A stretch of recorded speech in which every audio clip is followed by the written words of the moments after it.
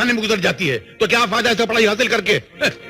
उल्टा पढ़ाई लिखाई हासिल करने के बाद मेहनत मजदूरी करते हुए शर्म आती है, क्योंकि दिमाग की दीवार पर डिग्री की छाप लग जाती है। आज मुझे पता चला कि तेरे इस मासूम और भोले चेहरे के पीछे एक शैतान, एक भेड़िया रहता है। मास्टर, चिल्ला मत।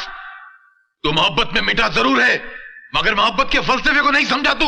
बॉलीवुड फिल्मी जगत के ऐसे कलाकार जिन्होंने गरीबी और जलालत भरी जिंदगी से निकलकर हिंदी फिल्मी जगत में ऐसा नाम कमाया कि जो एक मिसाल बन गए। लानत है, न पेट में दाना है, न लोटे में पानी है, न बंडल में बीड़ी है, न माचिस में तीली है। अरे ये कौन घुसे मार मार के दरवाजा तोड़ रहा भाई है?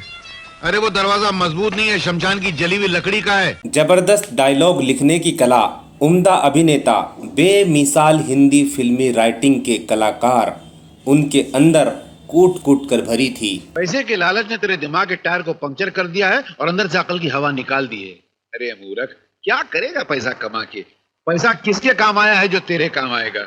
अरे अकबर बादशाह खाली हाथ आया था, खाली हाथ। जिन्होंने बड़े पर्दे पर अपनी कामयाबी को स्वर्ण अक्षरों में लिखवा डाला। इस कलाकार ने फिल्मी जगत में खतरनाक विलन के रोल निभाकर सबके दिलों में दहशत बैठा दी थी और अपने कॉमेडी स्टाइल से लोगों को खूब लोट पोट कर हंसाया। 1980-90 के दशक में अपनी कलम की ताकत से ऐसी कहानियां लिखते थे, फिल्म निर्देशकों की पहली पसंद बन गए थे और अमिताभ इनके डायलॉग पर जान छिड़कते थे।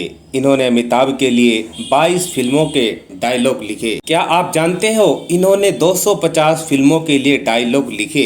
आपको यकीन नहीं होगा, इन्होंने 400 से ज्यादा फिल्मों में काम किया और अपनी किस्मत से लड़ते और गरीबी के जूझते हुए इन्होंने इंजीनियर की पढ़ाई पूरी की और उसी कॉलेज में लेक्चरर भी बन गए थे। जब ये महज 4 साल के थे, इनके अम्मी अब्बू का तलाक हो गया था और फिर 20 सालों तक इनके सौतेले बाप इनके साथ ऐसी क्रूरता की हरकत करते गए कि दिल कांप उठेगा सुनने वालों का। इन मीनारों से आती है आवाज के अल्लाह बहुत बड़ा है। मस्जिद की सीढ़ियों और कब्रिस्तान के साओं में अपना बचपन बिताने वाले गरीबी से निकलकर कैसे अर्श से फर्श तक पहुंच गए, बताएंगे और भी अनसुने किस्से। आप बने रहेगा हमारे साथ। मैं हूं आपका होस्ट एंड दोस्त MA चौधरी। अब मेरे प्यारे दोस्तों, वीडियो को लाइक और चैनल को सब्सक्राइब भी कर देना ताकि आप लोगों को लेटेस्ट जानकारी समय से मिलती रहे। मेरे प्यारे दोस्तों, आज हम बात कर रहे हैं कादर खान जी की। 1990 के दशक में फिल्म में होना हंसी का टैग माना जाता था। डेविड धवन और गोविंदा के साथ इन्होंने लगभग 6 फिल्में लगातार हिट फिल्में कर डाली थी। कादर खान जी ने हर तरह का रोल निभाया। एक समय ऐसा आ गया था कि इनके बगैर कोई फिल्म में मजा ही नहीं आता था, इनके बगैर अधूरी मानी जाती थी। कादर खान के शुरुआती दिनों और उनकी फैमिली के बारे में जान लेते हैं। कादर खान का जन्म 22 अक्टूबर सन 1937 को काबुल के अफगानिस्तान में हुआ था। इनके पिता का नाम अब्दुल रहमान खान और मां का नाम इकबाल बेगम था। ये अपने माँ बाप की चौथी संतान थी। पहले भाइयों में सभी की डेथ हो चुकी थी।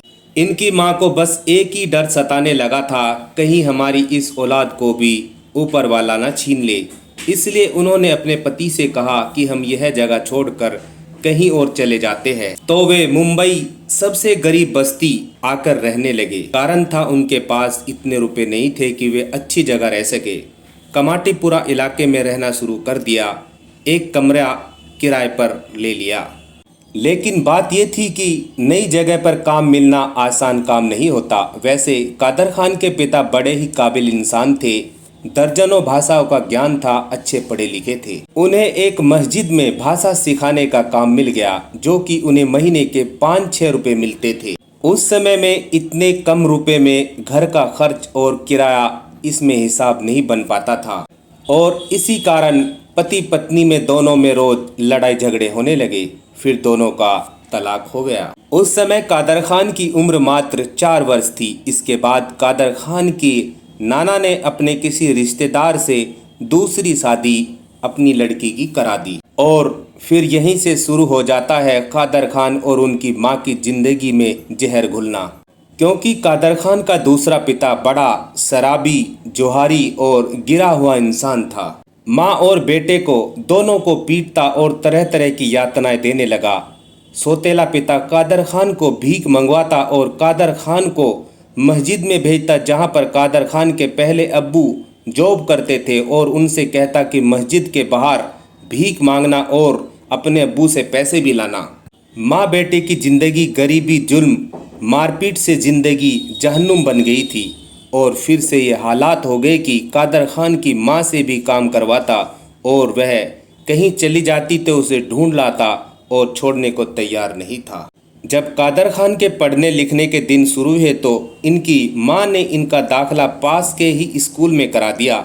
एक दिन कादर खान जहाँ रहते थे वहाँ के कुछ लड़के फैक्ट्री में काम करने जा रहे थे। वे भी उन लड़कों के साथ काम करने के लिए यही सोचकर कि घर में कुछ पैसे आ जाएंगे, लेकिन इनकी माँ को जब पता लगा तो उन्होंने उन्हें रास्ते में ही पकड़ लिया और कहा कि बेटा तुम अपनी पढ़ाई पर ध्यान दो, बाकी सब मैं एडजस्ट करूंगी। जब कादर खान की उम्र 8 साल की थी इनकी माँ इन्हें नमाज पढ़ने के लिए मस्जिद भेजने लगी थी, लेकिन कादर खान मस्जिद ना जाकर कब्रिस्तान जाते और ऊपर वाले से घंटों बात किया करते। कभी रोते, कभी बिलबिलाते, कभी अपनी मुसीबतों के बारे में अल्लाह से जिक्र किया करते और फरियाद करते कि एक दिन ऊपर वाले ने उनकी फरियाद सुन भी ली। एक दिन जब कादर खान जोर जोर से चिल्ला कर वहाँ पर आवाज़ें कर रहे थे, उनकी आवाज़ सुनकर थिएटर आर्टिस्ट अशरफ खान को जब ये आवाज़ सुनाई दी वे उस बच्चे के पास गए। वे इतने छोटे बच्चे की दमदार आवाज़ और बेबाक बातें सुनकर सोच में पड़ गए। वे कादर खान के पास गए और उनकी अम्मी से मिले और उन्हें समझाया कि अपने एक प्ले में मैंने काम करने का मौका देता हूँ और उनकी माँ को राज़ी कर लिया। कादर खान की 1 महीने की ट्रेनिंग हुई और इस नाटक में उन्हें एक राजकुमार के तौर पर पेश किया गया। यहीं से शुरू होता है कादर खान की ज़िंदगी में अच्छे दिनों का सफ़र। उस समय कादर खान के पास इतने रुपए नहीं थे कि वे अपने लिए चप्पल ही खरीद ले। जब वे रिहर्सल के लिए जा रहे थे तभी अशरफ जी ने इन्हें नए चप्पल और नए कपड़े दिए। अब कादर खान पढ़ाई के साथ साथ नाटकों में भी काम करने लगे और अपनी पढ़ाई पर पूरा ध्यान लगा रहे थे। जब वे बड़े होने लगे तो नाटकों की स्क्रिप्ट भी लिखने लगे। अब वे प्रमोद जोशी के साथ भी कई ड्रामों की स्क्रिप्ट लिख चुके थे। प्रमोद जोशी उस समय के बड़े स्क्रिप्ट राइटर थे ड्रामा सीरियल के। कादर खान ने कुछ रुपए इकट्ठे करके मुंबई के इस्माइल यूसुफ महाविद्यालय में दाखिला ले लिया और अपनी ग्रेजुएशन को पूरा किया। इसके बाद इन्होंने सिविल इंजीनियर पोस्ट ग्रेजुएट किया और कॉलेज में प्रोफेसर बनकर वहीं पर लग गए। उनकी सैलरी उस समय मात्र 300 रुपये पर महीना थी। 1970 से 1975 तक उन्होंने मुंबई यूनिवर्सिटी में पढ़ाया। इनका एक फेमस ड्रामा था लोकल ट्रेन।